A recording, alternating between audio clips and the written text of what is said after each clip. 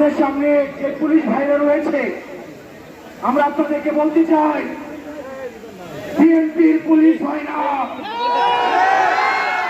আওয়ামী লীগ পুলিশকে আওয়ামী লীগের বানাতে চেয়েছিল, তার পরিণতি আপনারা দেখেছেন। আমরা আপনাদেরকে বলবো, কোন রাজনৈতিক দলপন্থী না হয়ে আপনারা বাংলাদেশ পন্থী পুলিশ হয়ে উঠুন। আমাদের এনসিপির পুলিশও প্রয়োজন নয়। এনসিপি মনে করে জনতাই বৈধতা এবং জনতাই হচ্ছে ক্ষমতা।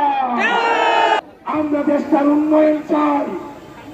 পুলিশ ভাইদেরকে বলছি, পটিয়ায় যে ঘটনা হয়েছে, এই ঘটনার যদি পুনরাবৃত্তি হয়, তাহলে 5ই আগস্টের পুনরাবৃত্তি হবে।